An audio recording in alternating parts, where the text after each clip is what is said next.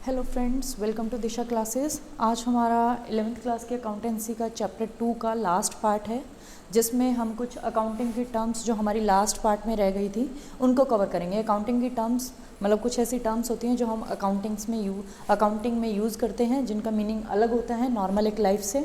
तो remaining terms को आज हम डिस्कस करेंगे। तो हमारी फर्स्ट टर्म है स्टोर। स्टोर्स में क्या होगा?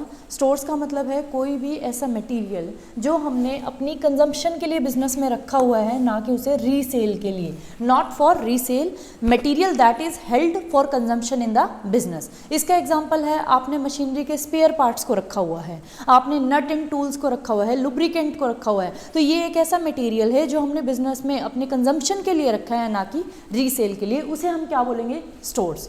नेक्स्ट हमारी टर्म है रिवेन्यू। रिवेन्यू का क्या मतलब है? इनकम। अब इसी की एक ही लाइन में हमें इसके मीनिंग का पता चलेगा। इनकम, लेकिन कैसी इनकम? जो रिकरिंग नेचर की होनी चाहिए। रिकरिंग मतलब रेगुलर आती रहे। ऐसी इनकम नहीं जो एक बार हुई उसके बाद पता नहीं 5 सालों में हो रही है या 6 सालों में, नहीं। ऐसी इनकम जो रेगुलरली होती हो और किसी भी सोर्स से हमें होती हो। मतलब हमारा ये नहीं है, मेन जो हमारे बिजनेस के ऑपरेशन है उन्हीं से होना चाहिए।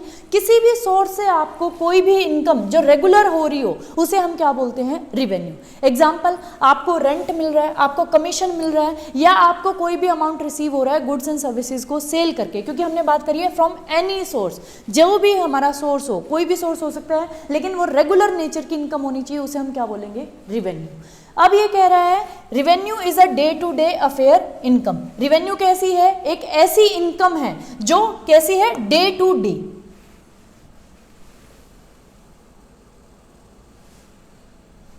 Revenue is a day to day affair income. जो डेली बेसिस की इनकम होती है उसे ही हम क्या बोलेंगे? रिवेन्यू। अब कैपिटल जो ओनर्स ने लगाई है या हमने किसी बैंक से लोन वगैरह लिया है, उसे हम रिवेन्यू नहीं बोलेंगे। क्यों नहीं बोलेंगे? है तो वो भी इनकम, लेकिन वो रेगुलर नेचर की इनकम नहीं है। एक ऐसी इनकम नहीं है जो हमें रेगुलरली मिलती रहे।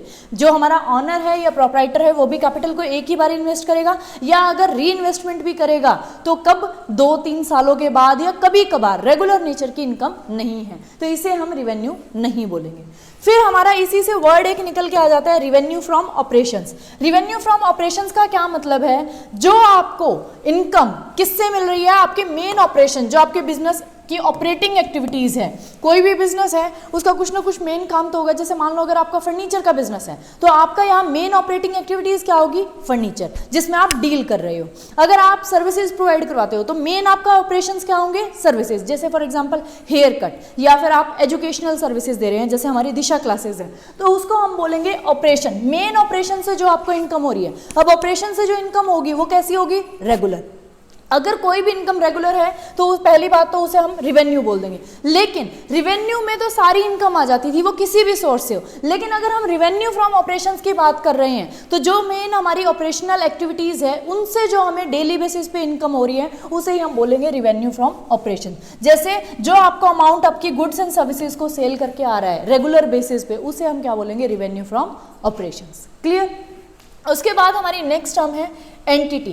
एंटिटी, कोई भी बिजनेस एंटिटी हम बोल देते हैं एंटिटी है, ये बिजनेस एंटिटी है। तो बिजनेस एंटिटी का मतलब है कोई भी इकोनॉमिक यूनिट। वो सोशल यूनिट नहीं होनी चाहिए। हम यहाँ सोशल यूनिट की बात नहीं कर रहे। अगर हम एंटिटी की बात कर रहे हैं तो हम बात कर रहे हैं इकोनॉमिक यूनिट की। एंटिटी का मतलब है इकोनॉमिक यूनिट जिसको हमने फॉर्म करा है, बनाया है for earning the income by selling goods and services. कोई भी अगर आप एंटिटी, कोई भी ऐसी इकोनॉमिक यूनिट को बनाते हैं जिसका मेन पर्पस क्या होता है? इनकम को अर्न करना।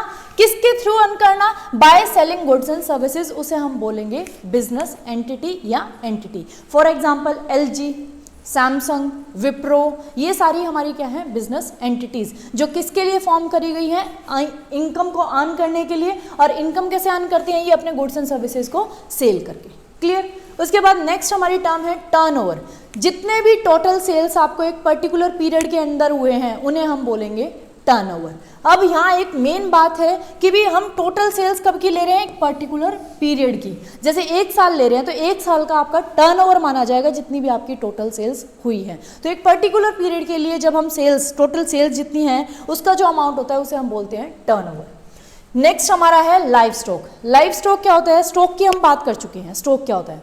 तो जैसे हमारी बिजनेस में स्टॉक होता है, ऐसे ही हमारे बिजनेस में लाइव स्टॉक भी होता है। लाइव स्टॉक का मतलब है कोई आपने एनिमल रखा हुआ है, जैसे आपने हॉर्स रखा हुआ है इधर से उधर सामान को भेजने के लिए, या कोई भी कैटल वगैरह है, जो भी आपका स्टॉक है, लेकिन वो कैसा है? लाइव। तो उसे हम क्या बोलते हैं? Livestock. Domestic animal such as horse, cattle extra. Last हमारी टर्म है आज की इन्वेस्टमेंट। इन्वेस्टमेंट का मतलब है कहीं भी हम नॉर्मली बोल देते हैं उस बंदे ने वहां इन्वेस्टमेंट कर रखी है। इन्वेस्टमेंट का मतलब है उसने अपने फंड्स को क्या कर रखा है? डिप्लॉय कर रखा है, कहीं ना कहीं लगा रखा है। जब आप अपने फंड्स को किसी भी कंपनी के शेयर्स या डिबेंचर्स में इन्वेस्ट करते हैं, मतलब लगाते हैं, वहां उसको यूज करते हैं ताकि उस कंपनी से आपको क्या मिले? रिटर्न, तो उसे हम बोलते हैं इन्वेस्टमेंट। इन्वेस्टमेंट आप अगर बिजनेस में कोई चीज परचेज करके लेके आ रहे हैं और उससे आपको इनकम अर्न होगी, तो उसे भी हम क्या बोल सकते हैं? इन्वेस्टमेंट। तो इन्वेस्टमेंट का मतलब और कॉस्ट में डिफरेंस है। इन्वेस्टमेंट का मतलब ये नहीं आप कोई भी चीज लेके आए अपने यूज के लिए, उसे आप इन्वेस्टमेंट बोलोगे। इन्वेस्टमेंट तभी बोली जाएगी जब आपने अपने फंड्स को किसी ऐसी चीज के लिए यूज किया है जहां से आपको क्या होगी? फॉर अर्निंग इनकम, जहां से आपको कुछ ना कुछ रिटर्न मिलेगा, तब आप उसको बोल सकते हैं इन्वेस्टमेंट। जैसे आपने प्रॉपर्टी में इन्वेस्ट कर रखा है, उस प्रॉपर्टी से आपको रेंट मिलता है, तो वो भी आपकी क्या है? इन्वेस्टमेंट। या अगर हम बिजनेस की टर्म्स में देखें तो इन्वेस्टमेंट का बिजनेस के लिए, बिजनेस पॉइंट ऑफ व्यू से या बिजनेस मतलब हम कह सकते हैं अकाउंटिंग टर्म्स में क्या मतलब होता है? जब आप अपने फंड्स को डिप्लॉयमेंट करते हो, किसी भी कंपनी के शेयर्स या डिबेंचर्स में उस पैसे को लगाते हो फॉर अर्निंग रिटर्न, ताकि आपको वहां से कोई भी रिटर्न मिले उस कंपनी के शेयर्स या डिबेंचर से, तो उसे हम बोलते हैं इन्वेस्टमेंट। ये था हमारा 11th क्लास की अकाउंटेंसी का चैप्टर 2 अकाउंटिंग टर्म्स, जिसमें हमने अकाउंटिंग की टर्म्स को पढ़ा है कि भी उनके क्या मीनिंग होते हैं, कैसे हम उनको अकाउंट्स में यूज करेंगे। तो यहाँ हमारा सेकंड चैप्टर हो जाता है कंप्लीट। अब हम जो हमारा नेक्स्ट स्टार्ट करेंगे वो हम करेंगे चैप्टर 3 स्टार्ट। ये अगर आपको दिशा क्लासेस की वीडियोस अच्छी लगती हैं तो इन्हें शेयर करें ज़्यादा से ज़्यादा, ताकि जो बच्चे ऑनलाइन कोचिंग या वैसे ऑफलाइन कोचिंग वगैरह नहीं ले सकते, फाइनेंशियली इतने कैपेबल नहीं है, उनकी भी हेल्प हो। तो आप ज़्यादा से ज़्यादा सिर्फ शेयर करें दिशा क्लासेस को, ताकि सब बच्चों की हेल्प हो सके जिन्हें नीड है। Thank you.